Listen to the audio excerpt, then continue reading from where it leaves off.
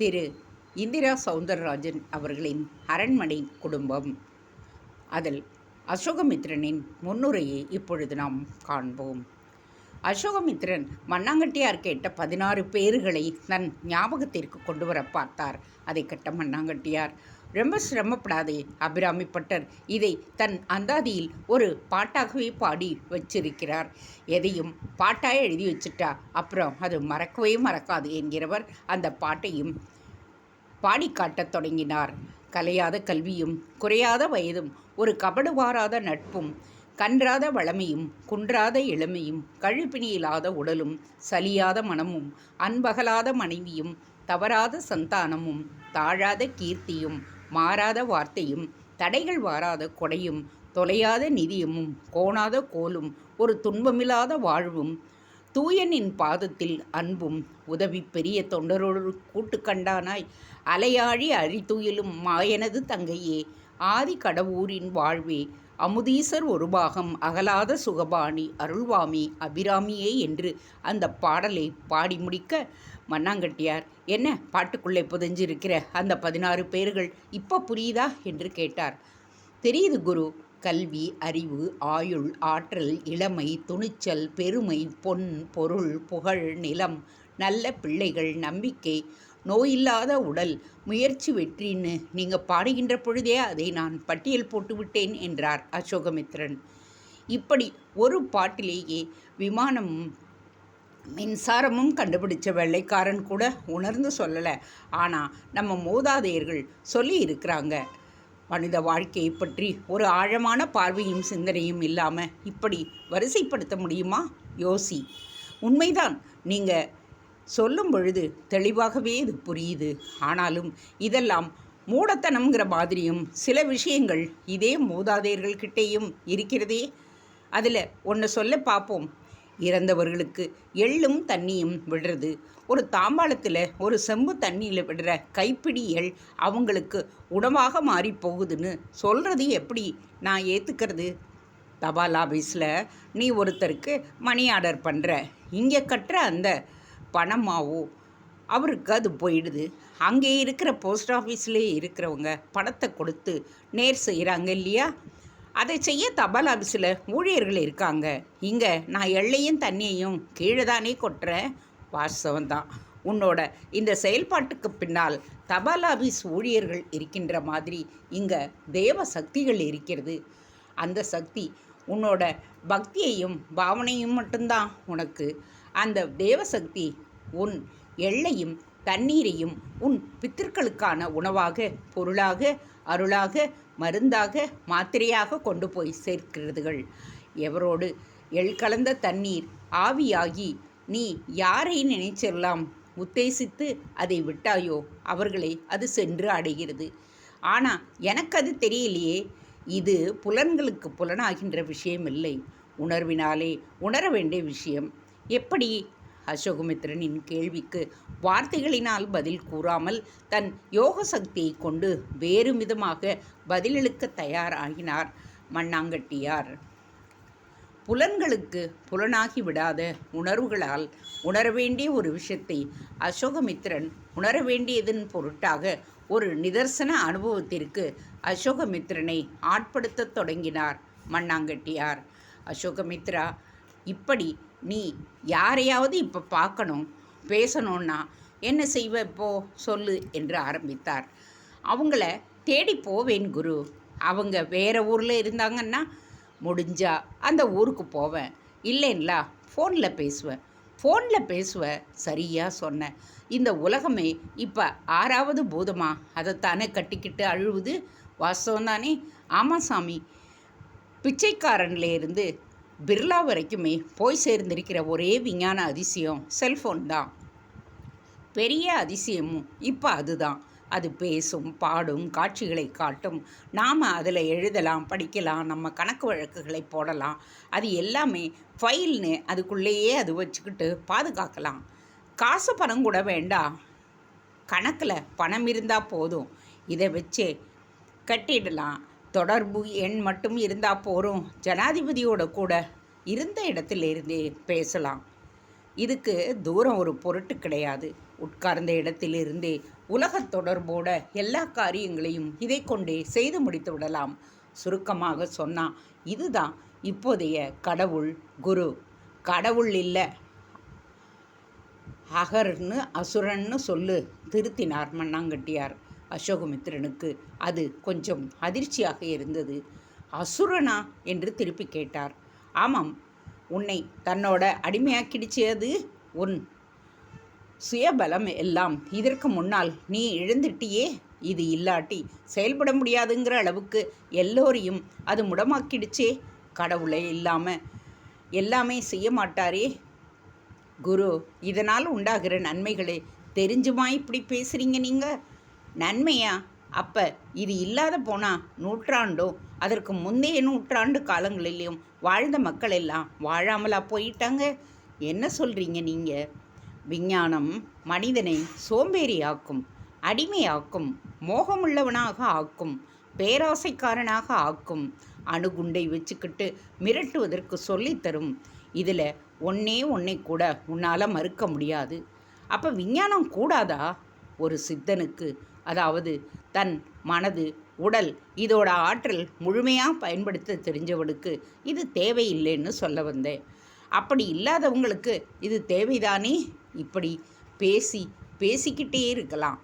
நான் இப்போ என் தீட்சையால் அபரிமிதமான யோக சக்தியோடு இருக்கிற உனக்கு அந்த சக்தியோட சக்தியை புரிய வைக்க போகிறேனா? அதுதான் குரு இப்போ எனக்கு வேணும். சரி, இப்போ நீ உன் மனசுக்குள்ளே உன்னை இந்த நாகேந்திரநல்லூருக்கு கூட்டி வந்த அந்த கணபாடிகளை தீவிரமாக நினச்சி கணபாடிகளை இங்கே வர சொல்லி கூப்பிடு பார்க்கலாம். நான் எனக்குள்ளே கூப்பிட்டா அவருக்கு எப்படி கேட்கும்? நல்லா கேட்கும். தீவிரமாக வேறு எந்த சிந்தனையும் இல்லாமல் அவரை கூப்பிடு. ஒரு முறை நினச்சாலே போதுமா குரு? அவன் இங்கே வந்து உன் தோளை தொடுகின்ற வரை நீ தீவிரமாக நினைக்கணும். உன் தீவிரத்தை பொறுத்து அது 10 நிமிஷத்திலேயே நடக்கலாம், 10 மணி நேரமும் ஆகலாம். அவ்வளவு நேரமெல்லாம் கூட ஆகுமா? சாமானிய மனுஷன் மாதிரியே கேள்விகளை கேட்காதே. நான் சொன்னதை மட்டும் செய்யி. நீ இப்போ பழைய அசோகமித்திரன் இல்லை, யோக சக்தி கொண்ட ஒருவன். மண்ணாங்கட்டியார் அசோகமித்திரனை நெறிப்படுத்த அவரும் அவ்வாறே கண்களை மூடி தீவிரமாக கணபாடிகளை நினைத்து அவரை அங்கு அழைத்திட அடுத்த 15வது நிமிடத்தில் கணபாடிகள் அவர் இருக்கும் இடத்திற்குள் நுழைந்தபடி இருந்தார். இனி நாம் நம்முடைய கதைக்குள் செல்வோமா? பங்களாவுக்குள் நுழைந்து விட்டிருந்த ரத்தி ஹாலில் கிடந்த சோஃபாவில் அமர்ந்து அழத் தொடங்கியிருந்தாள். அருகில் அமர்ந்திருந்த தியா தன் தாயை மிக பரிதாபமாக பார்த்தாள். அம்மா, என்ன நடந்துச்சு? எனக்கு எல்லாமே ஆச்சரியமாய் இருக்குது. ஐயாவுக்கும் உங்களுக்கும் மனஸ்தாபமா என்று பங்கஜம் சோஃபாவுக்கு கீழே தரையில் கார்பெட்டின் மேல் அமர்ந்தபடி கேட்கவும் ரத்தியும் நடந்தவைகளை அவளிடம் சொல்லத் தொடங்கினாள். என்னன்னே தெரியல பங்கஜம், திடீர்னு நான் அவருக்கு பிடிக்காமல் போயிட்டேன். அது மட்டும் இல்லை, அவர் மாமா பொண்ணான மஞ்சு மேலே அவருக்கு ஒரு மோகமே உண்டாயிடுச்சு. இப்போ அவர் அவளை கல்யாணம் பண்ணிக்கிறதுக்கு ஒரு முடிவில் தான் இருக்கார். கொடுமையே, அது எப்படிம்மா இப்படி ஒரு மாற்றம்? அதுதான் எனக்கும் தெரியல. வீட்டில் பெரியவங்கள்லாம் என்ன சொல்கிறாங்க? எல்லோரும் அவர் பக்கம்தான் நிற்கிறாங்க. நான் தான் வெளியிலேருந்து வந்தவளாச்சே, என்கிட்ட வேண்டா வெறுப்பாத்தானே இத்தனை நாளும் பேசிக்கிட்டு இருந்தாங்க. அது எப்படிம்மா இந்த மொசக்கொட்டி கணக்கா அழகாக ஒரு பொண்ணு வேற, உங்களை எப்படிம்மா அவங்க மறுக்க முடியும்? ஏதோ நடந்திருக்கு பங்கஜம். இங்கே நாம் சந்தித்து வாழைப்பழ சாமியாரும் கவனமாயிரு, விபரீதம் நடக்க நிறைய வாய்ப்பு இருக்குன்னு சொன்னார். அது இப்போ நடக்க தொடங்கி இருக்கு. சாரி. சரி, என்னம்மா பண்ண போகிறீங்க நீங்கள்? இப்போதைக்கு எனக்கு உதவி செய்வதற்கு அந்த சாமியார் தான் இருக்கார். அவருக்காகத்தான் நான் இப்போ ஏற்காட்டுக்கே வந்திருக்கேன். நாளைக்கு காலையில் இப்போ முதல் வேலையாக போய் பார்த்துருவோம்மா. ஆமாம், அவர் கையில் தான் இருக்குது என்னோடய வாழ்க்கையே. பாப்பா உடம்பு நல்லா தானே இருக்குது, திரும்ப எந்த பிரச்சனையும் வரலையே. தியாவுக்கு உடம்புல இப்போ ஒரு பிரச்சனையும் இல்லை. ஆனால் பாவம் பாரு, நடக்கிறதையெல்லாம் பார்த்து குழம்பி போயிட்டா. தான் அப்பாவா இப்படி நடந்துக்கிறாருன்னு அதிர்ச்சியில் இருக்கிறா. ரத்தி பேச்சோடு பேச்சாக தியாவை இழுத்து கட்டி கொண்டாள். பங்கஜத்தின் கண்களும் கலங்கிவிட்டன. அமைதியாக எல்லாவற்றையும் கேட்டபடியே இருந்தார். நாச்சிமுத்துவும் அந்த மாமாக்காரர் நல்ல மனுஷன் இல்லைம்மா, எங்களை இங்கே இருந்து கீழே துரத்துறம் போதே நான் நினச்சேன், அவர் தான் ஏதோ திருகு வேலையெல்லாம் பார்த்துருக்கணும் என்றான். திருகு வேலைன்னா? பங்கஜம் பின் பாயிண்டாக கேட்டாள். இப்படி ஒரு ஆள் மின்னல் வேகத்தில் மனசு தப்பாக நடந்துக்கிறாருன்னா அதுக்கு பின்னால் ஏதோ மருந்து மாயம் இருக்குது புள்ள. மருந்து மாயம்னா புரிகிற மாதிரி சொல்லியா? ஏன் நீ கேள்விப்பட்டதில்லை? இது ஏதோ செய்வினையாக தான் இருக்கணும். ஐயோ, செய்வினையா? அப்படின்னா யாருக்கு தெரியும்? இங்கே கூட எஸ்டேட்டில் அதோட முதலாளிக்கு வேலைக்காரி ஒருத்தி மருந்து மாயம் செஞ்சு அந்த எஸ்டேட்டையே தம் பேருக்கு எழுதி வாங்கிக்கிட்டதா சொல்லுவாங்க. அது யாரையா எனக்கு தெரியாதா அப்படி ஒருத்தி? செம்மனத்தான் ஆரஞ்சு எஸ்டேட் பாக்யலட்சுமி புள்ள. பாக்கியம் அம்மாவா? அவங்களா? நிசமாவா? நான் நேர்லையா பார்த்தேன்? எல்லாம் சொல்ல கேள்விதான். அந்த மருந்து மாயம் யாரெல்லாம் செஞ்சாங்க? இங்கே சேர்வராயன் மலையில் தான் ஆள் இருக்கிறதா கேள்வி. அட கொடுமையே, இப்படியும் கூட நடக்குங்களா? பிறகு சாமியே அசுரங்களோட சண்டை போட்டு இருக்காருன்னு சொல்லும் பொழுது நாமெல்லாம் ஒன்றுமே இல்லைம்மா. நாச்சிமுத்து சொல்ல சொல்ல ரத்திக்கு குளிரையும் மீறி வியர்க்க ஆரம்பித்தது. கூடவே தீர்க்கமாக ஒரு எண்ணம். நாச்சிமுத்து, நீ சொன்ன மாதிரி தான் ஏதாவது ஆகி இருக்கணும். என் கணேஷ்ஜி ரொம்ப நல்லவர். அவரை மாதிரி ஒரு நேர்மையானவரை பார்க்கவே முடியாது. இன்னும் சொல்லப்போனால் அவருக்கு மஞ்சுவை கொஞ்சம் கூட பிடிக்காது. ஏன்னா மஞ்சு ஒரு ஹிஸ்டீரியா பேஷண்ட். பிடிவாதம், திமிர், துரோகம் என்று கெட்ட குணங்கள் அவ்வளவும் உடையவள். சுயநலத்தோட உச்சம். நிச்சயமாக அவளை கணேஷ்ஜி விரும்ப சான்ஸே இல்லை. உறுதியாக சொன்ன ரத்தி, பங்கஜம், இப்போ போனால் சாமியாரை பார்க்க முடியுமா என்று கேட்டாள் அதே வேகத்தில். இப்பங்களா? வேண்டாம்மா, பொழுது விடியட்டும், கொஞ்சம் பொறுத்துக்குங்க. இந்த ராத்திரி நேரம் கடும் குளிர் வேற. போய் சாமியை பார்க்க முடியாட்டி சிக்கலாக ஆயிடும். பங்கஜம் ரத்தியை சமாதானப்படுத்த ரத்திக்கும் அது புரிந்தது. எப்பொழுது பொழுது விடியும் என்கின்ற கேள்வியோடு படுக்கை அறையை நோக்கி நடந்தாள். பங்கஜமும் அவர்களுக்கான டின்னர் தயாரிப்பதற்காக சமையற்கட்டு பக்கம் சென்றாள். பங்களா முகப்புக்கு கணேசன் வந்த பொழுது மணி 10 தொட்டு விட்டிருந்தது.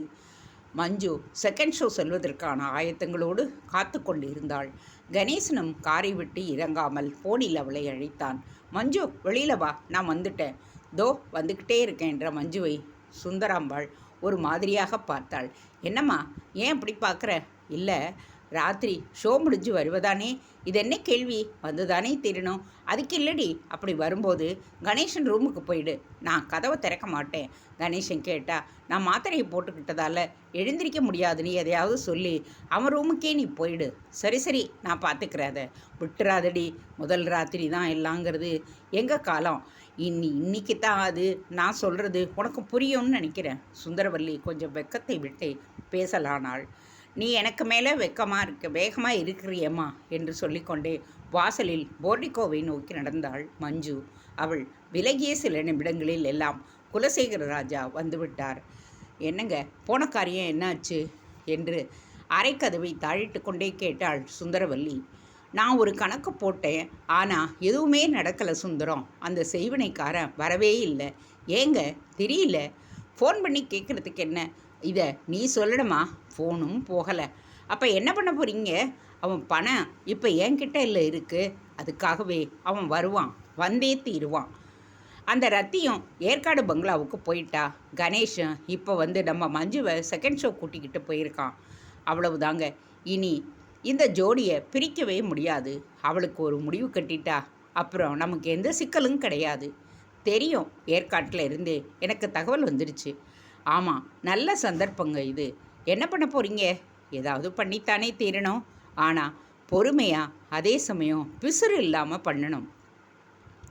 குலசேகர ராஜா சொல்லிக்கொண்டே வர இரவு உடையான பைஜாமாவை அணிந்து எடுத்துக்கொண்டவராக சோஃபாவில் வந்து அமர்ந்து கொண்டார். அப்பொழுது அவருடைய செல்போனில் ரிங்டோன். திரையில் மூர்த்தியின் பெயர். பாஸ். என்ன மூர்த்தி, இப்போ எனக்கு அந்த போதிமுத்துக்கிட்ட இருந்து ஃபோன் வந்துச்சு. அப்படியா? ஆமாம். ஏன் அவங்க வரலையா? அதை ஏன் கேட்குறீங்க? இப்போ 3 பேரும் அந்த மலையில் ஒரு பெரிய பள்ளத்துக்குள்ளே விழுந்து கிடக்காங்க. 3 பேருக்குமே பயங்கரமாக இரத்த காயங்களாம், எலும்பு முறிவு கூட. என்ன சொல்கிற நீ? எப்படி ஆச்சுது இது? நம்ம பார்க்க வர்ற வழியில் ஒத்தையை காட்டியான எதிரில் வந்து தான் சாயந்தரம் 5 மணிக்கே கிளம்பிட்டாங்களாம். சரியான அந்தி நேரம். யானை துரத்த தொடங்கி இருக்கு. தப்பிச்ச ஓட பார்த்துருக்காங்க. அப்போ மழை பெஞ்சு பாதை குழஞ்சி கிடந்ததில் வழுக்கிக்கிட்டு 3 பேருமே ஒரு பெரிய பள்ளத்திலே விழுந்துட்டாங்களாம். இப்போ தான் போதிமுத்துவுக்கு மயக்கம் தெளிஞ்சிருக்கு. உடனே என்னத்தான் கூப்பிட்டான். சாமி, முதல்ல எங்களை வந்து காப்பாற்றுங்கன்னு ஒரே கதறல். என்ன மூர்த்தி சொல்கிற, இப்படி கூட நடக்குமா? காட்டில் இதெல்லாம் ரொம்ப சகஜம் பாஸ். சரி, அந்த மலையில் எந்த இடத்துல விழுந்து கிடக்குறாங்க அது அவனுக்கே தெரியாது. நாம் தான் போய் அதை கண்டுபிடிக்கணும். மூர்த்தி சொல்லி நிறுத்த குலசேகர ராஜா முகத்தில் உடனேயே ஒரு பிரகாசம், கொஞ்சம் போல யோசனை. என்ன பாஸ் அமைதியாயிட்டீங்க? ஒன்றுமில்லை, நாம் போகாட்டி அவங்களால அங்கேருந்து வர முடியாதா? அது தெரியல.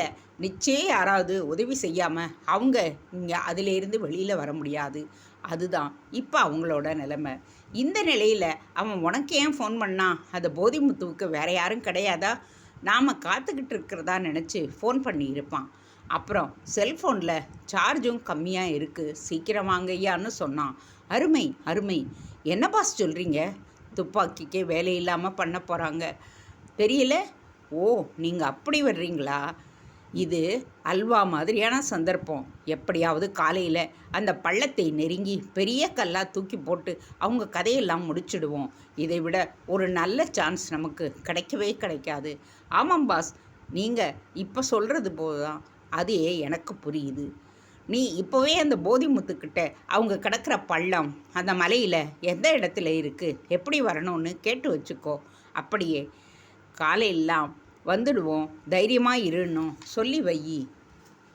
Okay boss. குலசேகர ராஜா ஃபோனை கத்தரித்து விட்டு, சுந்தரம், காலம் இப்போ நமக்கு எல்லா வகையிலையும் கை கொடுக்க தொடங்கிடுச்சு என்றார் உற்சாகமாக. அப்படியே அவர்கள் பள்ளத்தில் கிடப்பதை கூறி முடிக்கவும் சுந்தரவல்லி பிரகாசமானால், ஏங்க அவங்கள கொண்டுட்டா இந்த ரத்திக்கு வழி? முதல்ல இவனுங்க கதையை முடிக்கிறேன். இவங்க தான் ரொம்ப ஆபத்தானவங்க. அப்புறமா அவள் விஷயத்துக்கு வருவோம். ஏற்காட்டில் தனியாகத்தானே இருக்கா. கணேசன் கூப்பிட்டான்னு ஃபோன் பண்ணி எஸ்டேட் தோட்டத்துக்கு அந்த குட்டி பொண்ணோட வர சொல்லி அங்கே இருக்கிற கிணத்துல பிடிச்சி தள்ளிட்டா முடிஞ்சுது கதை. புருஷன் இன்னொரு கல்யாணம் பண்ணிக்க போகுது பிடிக்காம தற்கொலை செஞ்சுக்கிட்டான்னு எல்லோரும் நினைப்பாங்க. எல்லாமே சரியாக நடந்திருந்தானே. நமக்கு நேரம் இப்போ நல்லா இருக்குது சுந்தரம். அதுதான் அந்த 3 பேரும் கூட யானை துரத்தி பள்ளத்தில் விழுந்துட்டாங்க. ஆள் நடமாட்டம் இல்லாத வனாந்திர பகுதி அது. என்ன நடந்தாலும் கேட்குறதுக்கு நாதி கிடையாது. இப்போ நானும் மூர்த்தியும் போகாட்டி கூட அவங்க பிழைக்கிறது கஷ்டம். இருந்தாலும் போகிறேன்னு வேற யாரையும் அங்கே போதிமுத்து கூப்பிட்டுடக்கூடாதுங்கிறதுக்காகத்தான் அப்படியே சமாதியை கட்டிட்டு வந்துடுவேன். அடுத்த குறியே அது ரத்தியும் குட்டியும் தான். குலசேகர ராஜாவின் குரலில் குரூரம் கூத்தாட்டமாக வெளிப்பட ஆரம்பித்தது. அவருடைய குரூரம் சுந்தரவல்லியையும் தொற்றிக்கொண்டது. ரொம்ப நாளைக்கு பிறகு இப்போ தாங்க நான் ரொம்ப சந்தோஷமாக இருக்கேன் என்றாள். இதெல்லாம் சந்தோஷமில்லை சுந்தரம். எல்லாம் நடந்து முடிஞ்சு நம்ம பொண்ணு இந்த அரண்மனை குடும்பத்து மருமகளா இடுப்பில் சாவி குத்தோட நடமாடுறத பார்க்க போகிறோம் பாரு, அதுதான் நிஜமான சந்தோஷம். ஆமாங்க, அந்த சந்தோஷத்துக்கெல்லாம் சந்தோஷம். இருந்தாலும் ஒரு சின்ன சந்தேகங்க. என்ன, இந்த மருந்து கொஞ்ச நாள் தான் வேலை செய்யும், அதுக்கப்புறம் இந்த உடம்பை அப்படியே உருக்கிடும்னு அந்த மரப்பை வாத்தி சொன்னதா சொன்னீங்கல்ல? புரியுது. அப்படி ஏதாவது கணேசனுக்கு ஆகி பிரச்சனை வந்துடும்னு பயப்படுறியா நீ? அது மட்டும் இல்லை, அப்போ மனசும் மாறி நம்ம பொண்ணை வெறுக்க ஆரம்பிச்சிட்டான்னா என்னங்க பண்ணுறது? வெறுத்துட்டு போட்டோம். அதனால் சட்டப்படி சொத்துல நம்ம பொண்ணுக்கு உரிமை இல்லைன்னு போயிடுமா? எனக்கு ஒன்று பிடிக்கலேன்னு விவகாரத்து பண்ணுறேன்னு சொன்னான்னா அப்படியெல்லாம் நடக்காது. நாமளும் விட்டு விட மாட்டோம். அவன் அப்பா அம்மாவையும் விடமாட்டாங்க. அப்படி இது என் சொந்த விஷயம், யாரும் தலையிட அனுமதிக்க மாட்டேன்னு அவன் சொன்னான். சுந்தரம், இப்போ தான் சந்தோஷப்பட்டேன். அந்த உடனேயே இல்லைன்னு பண்ண பார்க்குறியே, ஏன் இப்படியெல்லாம் கேள்வி கேட்குற? நான் என்னங்க பண்ணுவேன்? இப்படியெல்லாம் எனக்கு தோணுதுங்க. சரி, என்ன பண்ணலான்னு நீயே சொல்லு. அந்த 3 பேரையும் இப்போ எதுவும் பண்ணிடாதீங்க. அவங்கள காப்பாற்றி நம்ம கைக்குள்ளே வச்சுப்போம். பின்னால் நம்ம நினச்ச மாதிரி பிரச்சனைங்க வரும்போது அவங்களோட உதவி நமக்கு தேவைப்படுங்க. ஓ, நீ அப்படி யோசிக்கிறியா? ஆமாங்க, இப்போ நமக்கு தேவை 2 தான். முதலில் அந்த ரத்தி தியாவோட சாவு, அடுத்து நம்ம பொண்ணும் கணேசராஜாவுக்கும் கல்யாணம், மற்ற எல்லாமே அப்புறந்தாங்க. சுந்தரவல்லி தெளிவாகத்தான் பேசினாள். குலசேகர ராஜா தாடையை தடவியபடியே யோசித்து விட்டு, ரைட் சுந்தரம், நீ சொல்கிறதும் சரிதான். ஆனால் இவன் பணம் கேட்பானே, அதுவும் 20 கோடி. அதுக்கு தான் நம்ம கையில் இருக்கிற சொத்தையெல்லாம் விற்கணுமே. இப்போதைக்கு கையில் இருக்கிறத கொடுங்க, சொத்தை விற்று தான் தரணும், தந்துடுவேன், அதுக்கு அவகாசம் தேவை, அதுவரை பொறுமையாக இருன்னு சொல்லுங்க. அவன்தான் உங்கள் மனசில் இருக்கிறத அப்படியே சொல்கிறவனாச்சே, அதனால் இது பொய் இல்லைன்னு புரிஞ்சுக்குவான். அப்படியே ரத்தியையும் குழந்தையும் இப்போ தற்கொலைங்கிற பேரில் கொள்வது தான் முதல் தேவை. அதுக்கும் நீ உதவி செஞ்சாதான் பணம் உனக்கு கிடைக்கும். எல்லாம் நல்லபடியா கணேசன் மஞ்சு கல்யாணமும் சேர்ந்து முடிஞ்சிட்டா 20 என்ன 25 கோடி தரேன்னு அடித்து பேசுங்க. உங்களுக்கு சொல்லியா தரணும்னா? சுந்தரவல்லி குலசேகர ராஜா போட்ட கோட்டில் ரோடே போட தொடங்கிவிட்டாள். குலசேகர ராஜாவிடம் சற்றும் பேச்சில்லை. சுந்தரவல்லி சொன்ன எதையும் மறுக்கவும் முடியவில்லை. அதே சமயம் சொல்ல கிடைத்த சந்தர்ப்பத்தை மட்டும் காப்பாற்றும் சந்தர்ப்பமாக மாற்றிக்கொள்வது வரமாய் இல்லை சாபமாய் என்று அவருக்குள் ஒரு கேள்வி ஓடியது.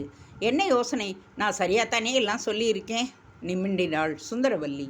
அது இல்லை சுந்தரம், அவங்க லுச்சா பசங்க, நம்ம ஸ்டேட்டஸுக்கு அவங்கள நேர்லேயே போய் பார்த்துக்கக்கூடாது. ஆனாலும் லோக்கல் கிரிமினலுங்க, பஸ் ஸ்டாண்டிலேயே மயக்கப்பொடி தூவி கொள்ளையடிக்கிறது, இப்படி மருந்து மாயான்னு அப்பாவிங்க கிட்டே தகிடுதத்தம் பண்ணுறதுன்னு தெரிகிறவங்க.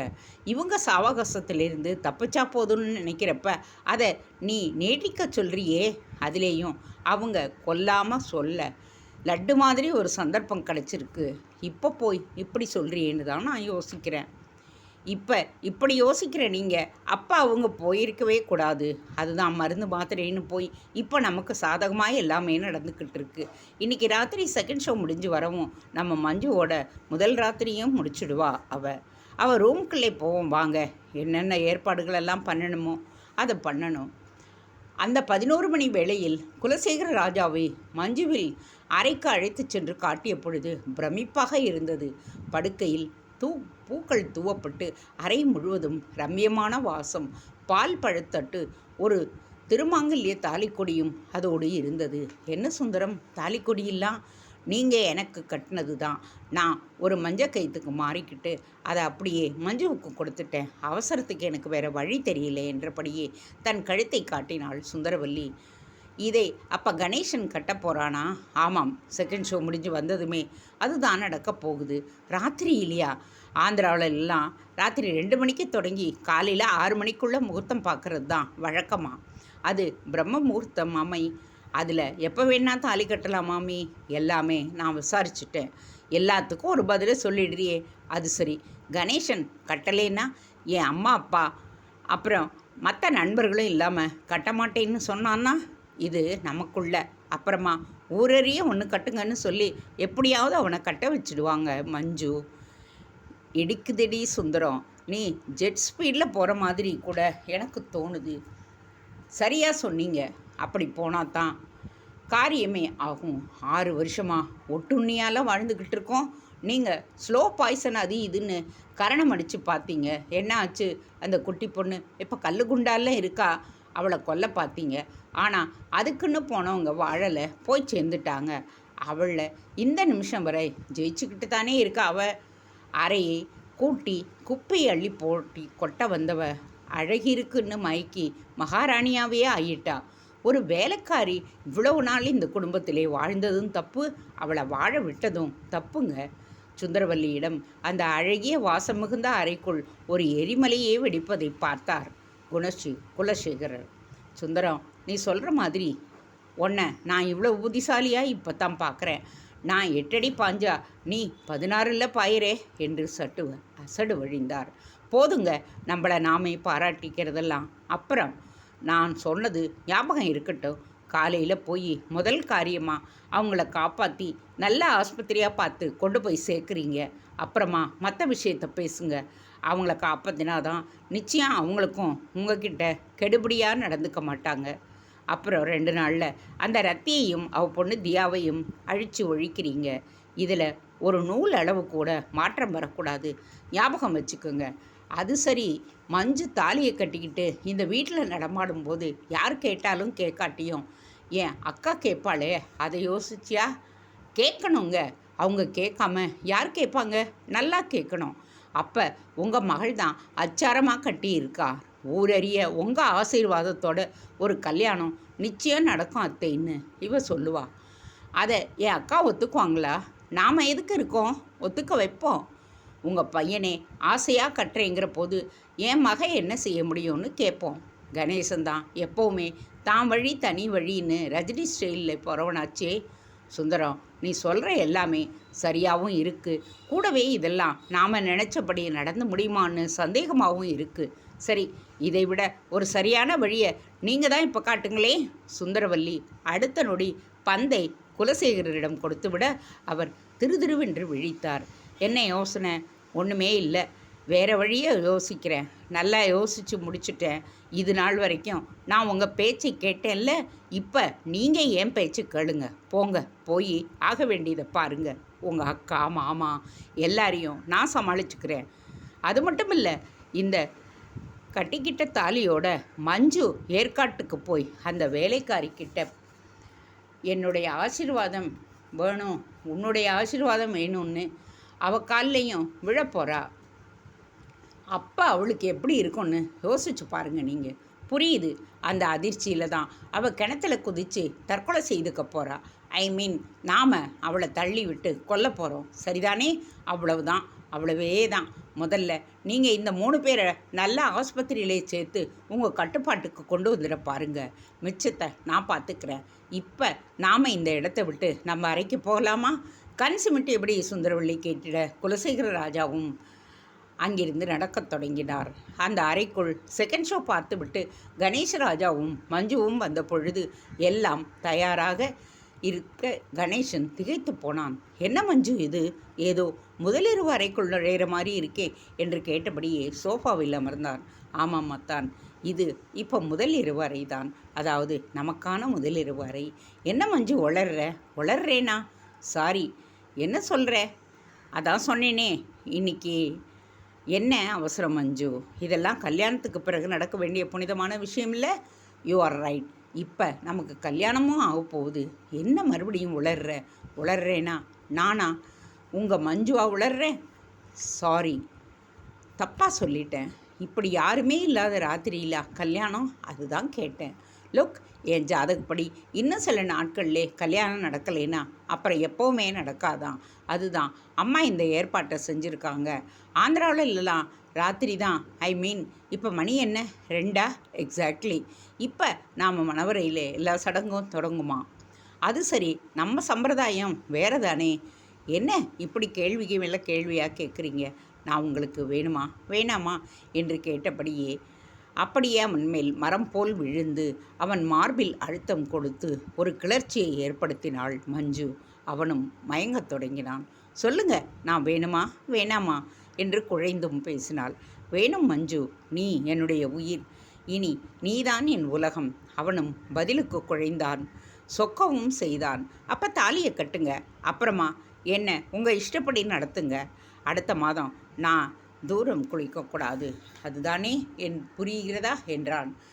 கண்களை சுழற்றியபடியே வெட்க குழைச்சலோடு அவள் கேட்கவும், கற்றை மஞ்சு அதுக்கு முன்னாடி ஒரே ஒரு விஷயம் மட்டும் உறுத்துது. என்ன? சலித்து கொண்டபடியே விலகி கொண்டு கேட்டாள். இல்லை, ரத்தியும் தியாவும் காலையிலேயே இது தெரிஞ்சு போலீஸுக்கு போய் கம்ப்ளைண்ட் பண்ணிட்டாங்கன்னா என்னோட மானம் போயிடும். அப்படியா? என்ன அப்படியான சாதாரணமாக கேட்குற? ரத்தி இப்போ வேலைக்கார ரத்தி கிடையாது. லேப்டாப்பெல்லாம் ஆப்ரேட் பண்ணுகிறா. இன்ஃபேக்ட் இங்கிலீஷ்லேயும் நல்லா பேசுவா, படிப்பா. எல்லாமே நான் சொல்லி கொடுத்துருக்கேனே. No problem. எதை வச்சு சொல்கிற? அவளை என் அப்பா, ஐ மீன் உங்கள் மாமா பார்த்துக்குவார். அதுதான் எப்படின்னு கேட்குறேன். சொல்கிறேன், முதல்ல தாலியை கட்டுங்க. மஞ்சு அந்த தாலி கொடியினை கையில் எடுத்தாள். தேங்க்ஸ் ஃபார் வாட்சிங். Please subscribe.